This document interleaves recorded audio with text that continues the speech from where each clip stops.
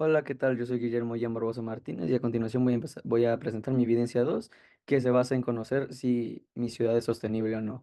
En este caso yo he elegido la Ciudad de México y antes que nada vamos con los antecedentes de dicha ciudad. El clima predominante en la Ciudad de México es templado subhúmedo, abarcando el 87% de su territorio. La temperatura media anual es de 16 grados Celsius, con máximas de más de 25 grados entre marzo y mayo y mínimas alrededor de 5 grados en enero. En esta diapositiva se pueden apreciar los recursos hídricos de donde provienen las fuentes de abastecimiento de agua para la ciudad. En este caso podemos ver que la principal fuente de recursos hídricos son las aguas subterráneas, que equivalen al 54,07% de las fuentes para abastecimiento de agua, mientras que el sistema Cutzamala son 29,32%, le sigue el sistema Lerma con 13,68% y finalmente el 2,93% proviene de los manantiales. Diariamente la ciudad genera alrededor de 13.000 toneladas de residuos sólidos urbanos, del cual el 32% se aprovecha mediante reciclaje y otros procesos, mientras que el 68% restante se envía a rellenos sanitarios. Las principales fuentes de contaminación del aire de la Ciudad de México son el transporte y la industria. Los vehículos como los automóviles, los autobuses y las camionetas son responsables del 48% de las emisiones de óxidos de nitrógeno o NO y del 15% de los compuestos orgánicos volátiles o COV. Además, los comercios, los servicios y los aviones también contribuyen a la contaminación, incrementando los niveles de ozono y partículas contaminantes en el aire. La Ciudad de México cuenta con una población de 9,2 millones de personas y 6,2 millones de vehículos registrados en circulación, lo que quiere decir que hay aproximadamente un vehículo por cada 1,5 habitantes. En junio de 2021,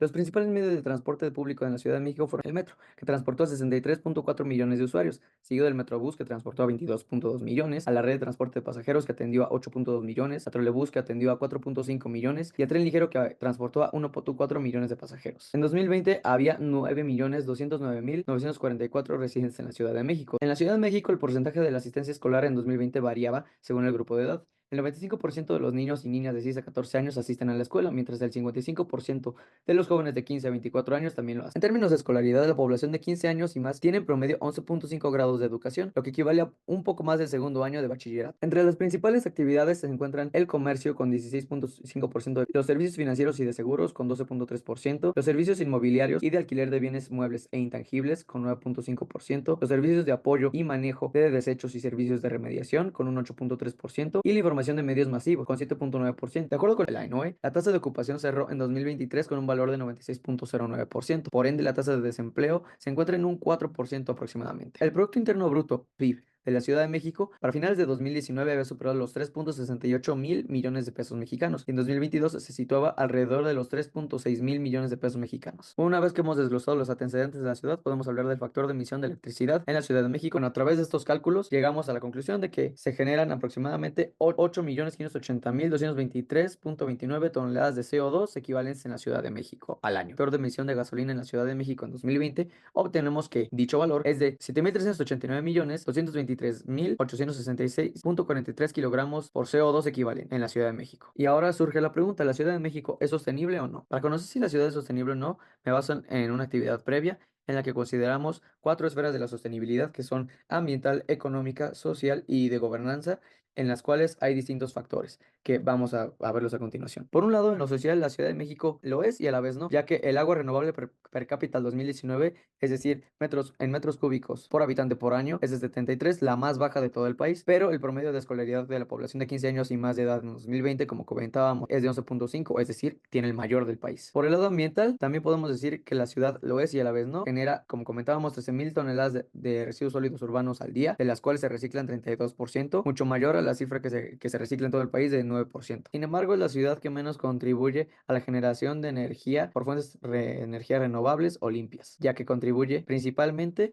con ciclos combinados, como se puede ver en la foto de aquí, mientras que aquí se puede ver cómo contribuye el resto del país a las energías limpias, cuando en la Ciudad de México es únicamente una fotovoltaica. En economía, aquí podemos apreciar el PIB, que era el valor que comentábamos anteriormente, como tal, como comentábamos, la ciudad se pone hasta arriba, efectivamente es muy sostenible en ese sentido, equivale, pues, es casi el doble de varios estados, ¿no? Por otro lado, también se puede apreciar el porcentaje de viviendas particulares con electricidad en la Ciudad de México y podemos ver que nuevamente encabeza la lista frente al resto de las entidades del país. Por lo tanto, también es sostenible en este sentido. Finalmente, vamos a la parte de gobernanza y por un lado, vamos a medir la participación ciudadana de la población en las elecciones federales de 2018, en este caso de la Ciudad de México, que contó con una participación de 70,42% de acuerdo con el Instituto Electoral de la Ciudad de México, superior a a la participación ciudadana a nivel nacional en esas mismas elecciones, que fue del 63% de acuerdo con el Instituto Nacional Electoral. De igual forma, queremos conocer el porcentaje de proyectos de infraestructura social en México activos